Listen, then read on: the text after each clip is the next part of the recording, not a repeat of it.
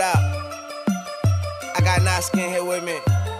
This ain't a diss song, but yeah, you know what it is. I'm a cheesehead, y'all niggas cheese whiz. Pittsburgh Steelers, that's nothing. That Super Bowl ring, that's nothing. Pull up in your town when you. From your eyes, what was the difference between the first quarter plus and the last 3 quarters for the offense? We scored 21 the first quarter, 3 possessions, and then 0 the last 3 quarters. Why? Well, I think they made some adjustments, and we did as well. We just didn't execute. We had some chances, at some stuff. I think they just tightened up. They made some good plays on contested balls. We had 3 or 4 opportunities where contested catch, and they made plays on the ball, which would have been big plays. Marquez had obviously one he kind of carried out of bounds. Devontae had one on their sideline. Jonesy underthrew that one. But those plays, not converting them hurt, and then obviously we're driving there. And then Gmo trying to get some extra yards, kind of took away some points there. And then my bonehead play there took away some points as well.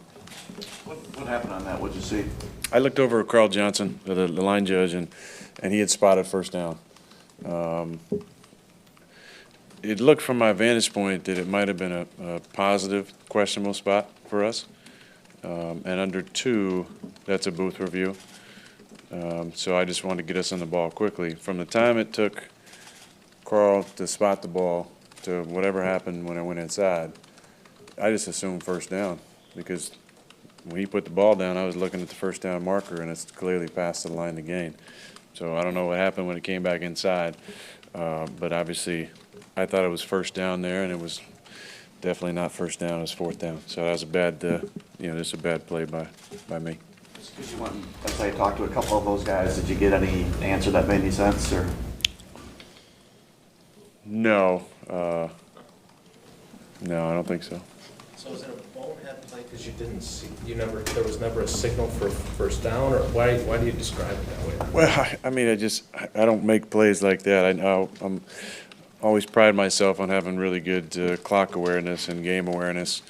I just assumed first down based on the spot, and I should have just looked and made sure it was first and not a 4th, because obviously 4th and 1, we don't want to run that play. Now first down with 1:50 and a running clock, and in their territory, run is a good call in a 2-minute situation.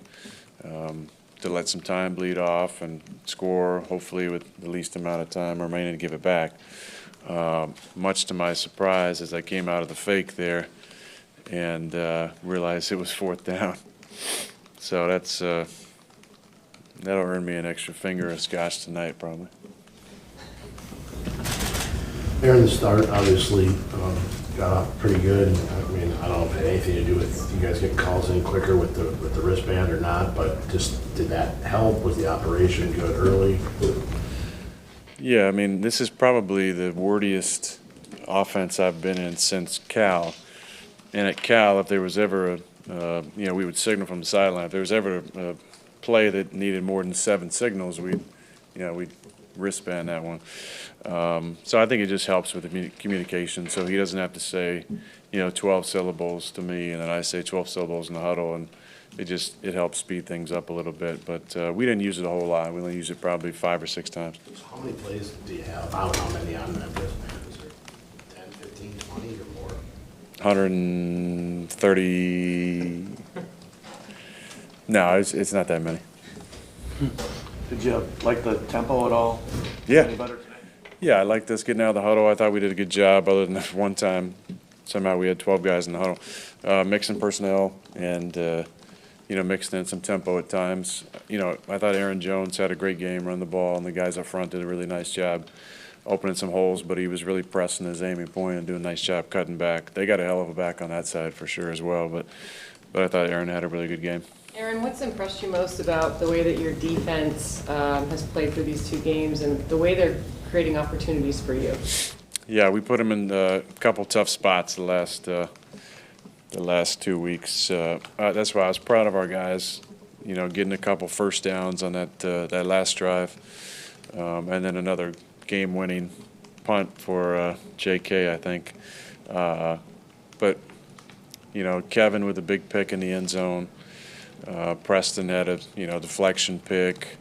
The ball was out a number of times. That's what. When we've been at our best over the years on defense, we've been a very opportunistic turnover machine type of defense, and it's shaping up that way for sure with those guys.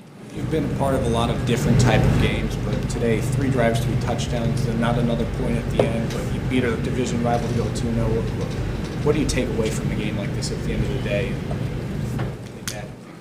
2-0 and 2-0 in the division. Last year, I believe we won one in the division. We had a tie. I think we only won one. So we're on the right track there. Aaron, you see a lot of corner tandems across the league. The one you got here in Green Bay now, Jair and Kevin, you go against them in practice. How special do you think both those young guys can be? And what do you see in them? The thing that jumps out is ball skills. Going against them for a couple years now, you have to be very accurate and smart about the type of ball and type of air you put on certain routes because they're really good when the ball's in the air. Ja is fast. He's faster than Kev, but he can really go and track the ball in the air. And then Kev is just so physical.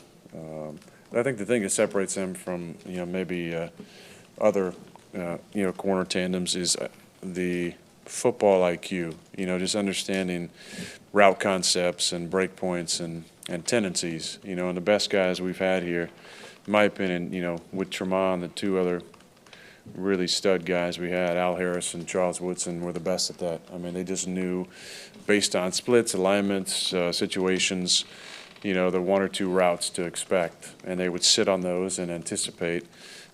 Al, was obviously big and powerful and strong, and Kev is the same way, long-armed, good in press, comfortable in press, and then Wood and Ja are very similar. I'm not going to compare them because Charles is, in my opinion, the greatest player I've ever played with and one of the greatest of all time. But the ability to diagnose stuff quickly, like Charles Ja does, and he's got really good ball skills, and the thing that all great corners have is confidence. And you would think, well, every NFL player has confidence, or every corner has confidence, but we've had some guys over the years who, when that big stud receiver's coming to town, might get they might not be up for that challenge, but not Jair, and definitely not Kevin. How would you describe the state of your offense through 2 weeks? I know not a lot of preseason in-game work, but now through 2 games, working with Matt, working through how it looks on the field. Yeah, I think we've had a couple good quarters out of 8, so we got a lot of work to do. The fun thing about it is, we have moved the ball at times very easily. I think we made improvements from week 1 to week 2, but the biggest thing is that we're 2-0. And I know we owe a lot of that to our defense and Mike Pettin and his staff and those guys for being opportunistic and making plays when they had to. But I think there's still a lot of great potential in this offense. We got to continue to find ways to get the ball to 80, get him more involved, get 83 some shots as well. But it was nice to get Tay going today because when he's going, our offense is a lot better. Right near the end of the first half, you had a spirited discussion with your coach as you came off. What was the subject matter there? Yeah, it was about the look on defense. But I was actually kind of surprised that he was coming over to talk about that. But we got it all sorted out there on the sideline, and it actually wasn't a big deal. He's just, as am I. We're, a little animated at times, but I can't say it was, we were yelling how much we love each other, but we definitely weren't MFing each other or anything. It was talking about the look there and get on the same page. Is that kind of stuff important to actually have it happen and be able to move forward when, I mean, this relationship's been scrutinized and will continue to be, but, when there is a disagreement, sometimes it can linger with a coach and a quarterback, and I don't get the sense that occurred today. No, because he came over and sat down next to me on the bench, so we spend time during sometimes when the defense is out there or during the TV timeouts, it's talking about what happened the previous possession or what we like moving forward. So, yeah, we got it all, talked it out real quick and then move forward. How different is that? How different is that, talking to the head coach during the game while the defense is on the field? Yeah, it's different. It hasn't happened. What do you make of it? Is it helpful? I mean, yeah, it's definitely helpful. When he's bouncing stuff off, you like this, you like that, you want to start with this, you want to get to this, and it doesn't have to be there's obviously I did that with Mike a bunch. It was I'd kind of go over to where he was at, but Matt likes to get cozy on the bench. So that you never had that happen before. You never had your head coach sit next to you on the bench during a game, correct? Joe did a couple times last year, but yeah, this is kind of new. What did you think about Bakhtiari? I don't remember hearing Everson Griffin's name a whole lot today, and there was obviously some question about whether he was going to play. Well, there's never a question really with us about whether or not he's going to play. I mean, he's a stud. He was obviously dealing with some stuff midweek, but he tells you he's going to be okay. You expect him to play and to play really well. I heard Everson a lot. He loves to kind of talk and stuff, and he's got a good energy about him on the field. But it seems like Dave, held his own pretty good, as expected. Two more. What do you need to do to kind of find your rhythm and continue it offensively? I mean, it's great that you had the quarter you had, but so what's the next step now to kind of find some continuity? Yeah, we just got to be a little more consistent in the pass game, I think. We ran the ball, I felt like, pretty well all day, and Jonesy was running well. I thought he was reading his blocks well. And we started off really well throwing the ball, and then we kind of, went a little stagnant there. So we got to find some better consistency in the passing game. I got to obviously be more efficient there in quarters 2 through 4. But again, we got to keep finding ways to get Jimmy the ball, keep him involved, and give Marquez some more opportunities down the field too. Aaron, you've seen a lot of guys come and go around here. The two Smiths, and they seem like they really like each other. I don't know if it's an act or if it's legit, but what's the energy that those two guys bring? Just the whole energy of the building is different, I think, and those two are a big part of it, and Billy's a big part of it, and Adrian's a big part of it, and the second-year guys growing up is a big part of it, and Mercedes coming back is a big part of it, and Jimmy's presence is a big part of it. I just think that we've put together a roster of guys who enough veteran leadership with young guys who are hungry, and then enough personalities who are not cancers to a team.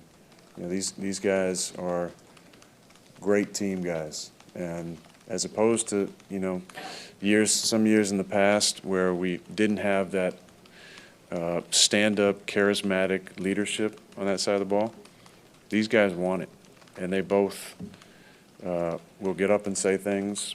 Their word carries a lot of weight because of the way they practice and the way they play. And they're a lot of fun. I mean, I told you guys after the game in Chicago last week how much fun that was in the locker room. Same thing coming in now after this one. It's just guys, I think, really enjoy each other. Those two, I can tell you, really do enjoy each other and hang out off the field. But it's a lot closer-knit group than we've had in years past, I think. And I give Brian and his staff and everybody buying into Matt's system the credit for that. Along those lines, it could take a while into the season for things to sort out. Do you think that your defense really is legit? I do, Pete. I really do.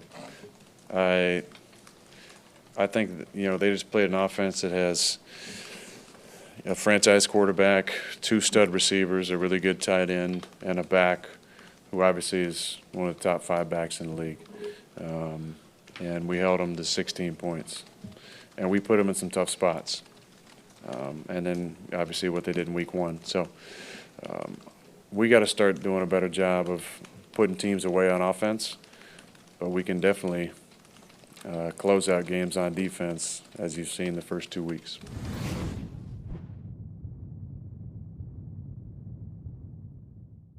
I just love my team. Yeah, that's the team with them big G's on the helmet.